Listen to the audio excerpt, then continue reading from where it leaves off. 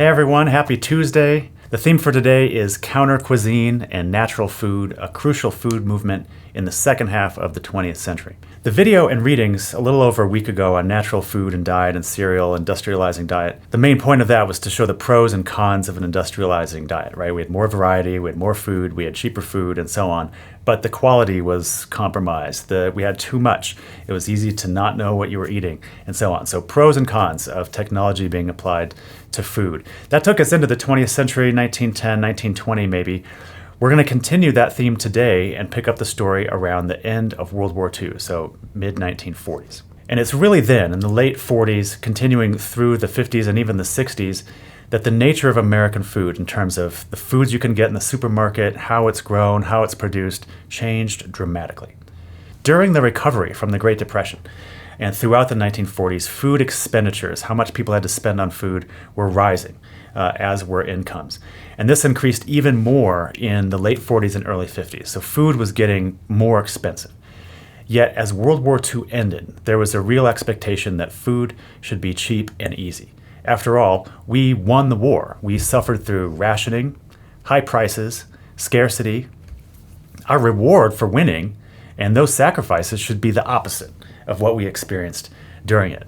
We were fighting for freedom, and part of that was, domestically speaking, freedom through capital. Obviously not equally accessible to everyone in America in 1945, still true today, but freedom to spend how you wanted to, and not necessarily spend a lot of money on food. Forget all the ethnic blending and gumbos and hasty puddings and apple pies and hot chicken and burgers. Forget about all that for a second. American food was being defined by being cheap and readily available. It was our hard-won right to drive our big cars to big supermarkets, fill up our big carts, and grill cheap meat in our suburban backyards. To facilitate cheap food, after the war, we see a very deliberate effort to apply wartime technology and research to food production. And in terms of technology, it wasn't just mechanical processing and machine stuff like canning or making cereal or freezing foods. Those things were important too, as we've already seen. The most significant change was chemical research for war. Weapons like poison gas gets redirected towards agricultural production. DDT is the classic example here. There's a million of them, but DDT is the one most people are familiar with, designed as an insecticide for American troops to prevent the spread of diseases, especially malaria and other tropical diseases, through mosquitoes and other insects. So eventually we start spraying it on crops, kill the insects that are eating the crops, increase food production. Then we start to worry that maybe it causes cancer or birth defects or encourages sterility. We also learn it's horribly destructive to the environment, especially birds and fish. It's destroying ecosystems. I mean, we're just dumping this stuff everywhere. Eventually gets banned for agricultural use in the US in the 1970s. All of these changes were part of a very deliberate and chemical-oriented effort to increase food production efficiency. And this was generally called the Green Revolution. It started sort of initially in Mexico to make them, Mexicans, less dependent on foreign wheat. They had enough land, they had the right climate to grow enough wheat for their own needs, but they were importing a lot. So the idea was limited space. How can you get more crops out of it? So this gets applied to Mexico, gets applied to India, gets applied to lots of places in the world. But really, it's really driving changes in U.S. agriculture, encouraging a massive amount of chemical inputs, insecticides, herbicides, fertilizers, increased reliance on monocultures, just growing a single crop in a single place all the time. It's way easier to control if you're willing to dump all those chemicals on there. It's not really what soil does naturally, but if you want to manipulate it with chemical inputs, you can grow more food in a smaller space and more efficiently and more predictably. And that's exactly what the goal was. This dramatically expanded how much food could be produced and pushed food prices even lower. Criticisms to this sort of increasing reliance on chemical inputs were swift, but there was an easy rebuttal. In the 1970s, the Secretary of Agriculture, Earl Butz, said in response to criticism of chemical inputs, he said, I'm all for natural food and not using chemicals, but someone's going to have to decide which 50 million people will starve. Natural farming is fine as long as you support natural famine.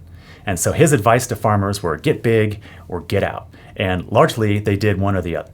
And looking back, this claim wasn't true at all. No one was going to starve.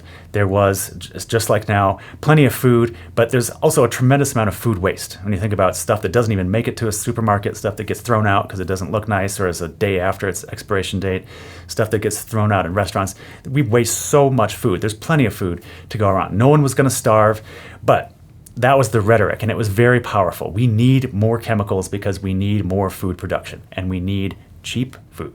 So in summary, we see a very clear shift towards an emphasis in food production, product over process. It didn't matter how much chemicals, it didn't matter how bad for the environment, it didn't matter how much we exploited workers. As long as we had more food and it was cheap, everything was supposed to be good. This, of course, leads to more GMO crops, the more chemical sprays, very complex artificial growing environments that are ecologically destructive, global conglomerates that control a distressingly high percent of the food chain, but it makes for cheap food, so people aren't too bothered by it. Chemistry wasn't just for agriculture either. The 1950s and 60s are sometimes referred to as the golden age of food chemistry and food processing. We see new stabilizers improving shelf life of food, making it more reliable, safer. New emulsifiers improve the texture of foods that were sitting around for a while, technically termed mouthfeel. Improve taste, expanding synthetic flavors, often cheaper and far better for the environment than using the real thing. Vanilla is a great example. We see lots of iconic brands showing up at this time, offering affordability and convenience. Minute Rice, Rice-A-Roni, a Rite of Foods, frozen potato stuff in general. Tropicana frozen juice. Freezers were becoming more popular, so we see a lot more frozen stuff like Mrs. Paul's fish sticks, Eggo frozen waffles. A lot of mixes, Duncan Hines cake mix, for example. Kraft Cheese Whiz, Starkist canned tuna, Swanson TV dinners, Butterball turkeys, Tang, Jif peanut butter. The list goes on and on. Incidentally, it's worth pointing out that the most successful convenience foods were food complements, not replacements. Most homemakers were very ambivalent about using convenience foods at first because they liked the idea of less kitchen work, less kitchen drudgery. But it was taking away also from their expression of love for their family. And certainly you wouldn't serve it to guests, you wouldn't serve it in a special occasion. But even for everyday cooking, what kind of a homemaker were you if you just serve your family frozen stuff? Sometimes that's what you have to do. Obviously, sometimes it can be a fun special TV night for the family, as the ads would say. But the idea that you were taking too many shortcuts sort of compromised your sort of ability and your expression of love for your family.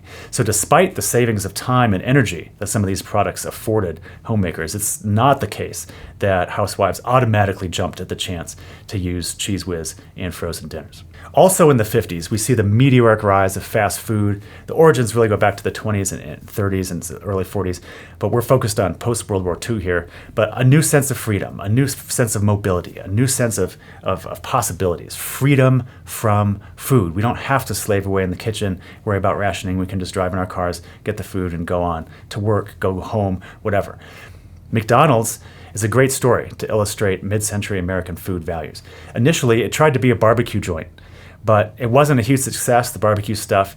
McDonald's brothers got together and noticed that 80% of their sales were their 15-cent hamburgers. So they pared down their menu and kept just the top 9 items: hamburgers, cheeseburgers, 3 flavors of soft drinks, which were served in 12-ounce cups, right? Which would look like a kid's cup now. You'd be like, where's my drink? Milk, coffee, potato chips, and pie. Simple menu allowed for more speed. They add the drive-through window, make it even more convenient. They implement assembly line of creating food, which was not new. We've seen this meatpacking facilities implemented this sort of assembly line approach to dissecting animals, processing animals. Henry Ford copies it to make Model Ts. So it's not a new idea, but certainly it's new in the idea of preparing food for somebody who's waiting for it right there in front of them. One key result, it completely de-skills the workforce, right? People were interchangeable, low skill, low wage, and cheap labor means cheap food. The McDonald brothers said repeatedly in interviews over the years, our whole concept was based on speed, low prices, and volume. It's just brute force capitalism at its finest. But think about how this may have affected our general attitudes towards food and food prices, particularly the expectation that food should be convenient and cheap. How may it have encouraged us to value product over process? All that matters is you're getting cheap food that's convenient and ready to go. Doesn't matter how it's get made. Doesn't matter if the rainforest gets cut down so you have grazing room for cattle. Doesn't matter how many trucks have to drive stuff around. You just get the cheap food when you need it. I think the influence of the fast food industry, and they're not the only industry that's putting downward pressure on food prices, but the influence of the fast food industry on general food values in this country, I think, is absolutely tremendous. Let's turn to counterculture finally. In response to all this emphasis on product over process, right? Not caring about how stuff gets made as long as you can offer a cheap product to consumers, fast food, convenience food, chemical-driven agriculture. We see in response to this something called counter cuisine, which was a subset of counterculture in the 1960s. And this was sort of a general cultural response and protest to racial inequality, the Vietnam War, ineffective government, corporate greed, consumerism, just a general sense of decay of societal values and morals and so on. In many ways, the counter cuisine of the 1960s was just like Sylvester Graham's social critique in the 1820s. Our luxurious diets with too much meat were ruining civilization. Very similar to the dietary and health reformers of the late 19th and early 20th centuries who tried to Americanize immigrant diets to strengthen the nationalist sentiment. For those who were interested in counter cuisine, it was mainstream America, corporate, industrial food systems that were going to be the cause of our own downfall. People are still saying same thing. They might be right. Activists rallied around how unnatural our food and our food system had become. Counter cuisine rallied against what I call the 3 C's: corporate, convenient, and cheap. And for better or for worse, these might still be 3 fundamental characteristics of American food on the whole. Of course, that's one aspect of a very complex identity of American food. The more fun part is what we've been reading about mostly, the fusion and the melding of traditions and ingredients and flavors and so on. But like the story of meat we saw last week, the emphasis on cheap and convenient food is not inevitable. It's the series of lots of choices over a long period of time. And we are continually making those choices. Of course, not everyone has as much choice as maybe they should. So what did the hippie food people value? What did counter cuisine people value? Well, as you'll read about, they preferred vegetable over animal, ethnic over WASP, white Anglo-Saxon Protestant, brown over white. You'll read about how social critiques thought that white foods, white rice, white bread, represented our inherent racism. We just like white things because we're more comfortable with it. I think that might be too strong, but people do tend to be skeptical of food they're not familiar with, just like they tend to be skeptical about people they're not familiar with. Counter cuisine emphasized light versus heavy, slow versus fast, community versus corporate, craft versus convenience. They wanted a deliberate slow down of life, very much like the slow food movement of the late 90s, early 2000s that you might be familiar with. So clearly, in their view, cheap, mass-produced food, which was becoming quintessential to American food, was just bad. But how do you fight against corporate America? They have too much power, too much influence, too much money. Counterculturists thought that if you can change the little things that everyone does, you can have a different world. And food choice was something everyone could do. People could choose brown bread over white bread. People could choose community versus corporate. They could choose craft versus convenience. You'll get plenty of examples in the readings. To give a very quick modern example, for 1 year, so the power of very small change on big scale. For 1 year, if everyone, I just read about this, so I just can't help but mention it. For 1 year, if everyone skipped meat for 1 day a week, that's equivalent to 7.5 million less cars on the road for that year. That's 91 billion miles. And all the emissions and all the pollution and whatever that goes with that. That's just not eating meat for 1 day a week for a year. A small sacrifice, right? Even for the most, ardent carnivore. Those choices really do add up. So this is what counter cuisine was about, is making these small choices, right? Not having a completely new diet, although some advocated for that, but making these small choices that added up to big social change. And it took some time, but most of the weird hippie food that the counter cuisine movement was trying to convince people to eat, brown rice, tofu, whole wheat bread, quinoa, which I think really should be pronounced quinoa because that's just what it looks like, ancient grains that are in tons of cereals and crackers now, these are all totally mainstream. In the 60s and 70s, you could barely find these. You had to go to specialized health food stores. They were really rare. And now it's hard to imagine not finding these ingredients, right? It took a few generations, but this slow and steady change about what kind of food we should value, the process of production, was a remarkable success. Not surprisingly, the food industry was very eager to counter the accusation that they were poisoning people with all these chemical inputs to agriculture and these convenience foods and so on. They were making life better and easier, more convenient, healthier through technology. So they had three really smart ideas and three defenses that are still in play today. One, nature is actually dangerous. For the food industry, nature wasn't just this happy, idyllic farm where lots of animals are running around. It was plague, it was pestilence, famine, plant diseases, fungi, bacterial infections, drought, parasites. Left to its own devices, nature would impoverish the farmer and starve everybody else. Furthermore, there's poisons in everything, right? Spinach and rhubarb have oxalic acid, peanuts and corn have aflatoxins, celery has nitrates, potatoes have solanine, lima beans have cyanide, tomatoes have lectins. Nature is just full of poisons that are going to kill us. We need technology to mitigate this stuff. This is one of their main defenses. So two, technology improves nature, right? We've seen this before with cereal. It makes it safer. It makes it more sterile, more sanitary. Bacteriology, pasteurization makes milk infinitely safer. We are the only animal that drinks another animal's milk. If you didn't realize that, it's crazy. Far less spoilage. Technology makes food in the early 20th century safer than it has ever been, by far. And by the mid-20th century, you can enrich and fortify your cereal and bread and flour and juice with all kinds of vitamins and minerals, even donuts. Their third line of defense, which is still very powerful, is that everything is just chemicals. Bottom line, from the industry perspective, animals and plants are nothing but chemical factories. Food is fuel, and we saw this with Atwater, just buy the cheapest calories. That was from a consumption standpoint. Now we're talking about food in a production standpoint. So the idea that technology like pesticides and fertilizers to increase crop yields is somehow unnatural is just simply silly, according to the food industry. Everything is chemicals, so it's fine, right? And this is a very convincing and believable argument if you want it to be. Granted, ingredients on a label are tricky. If you saw tocopherol on an ingredient list, you might be like, I'm not sure what that is, I'm going to leave it alone.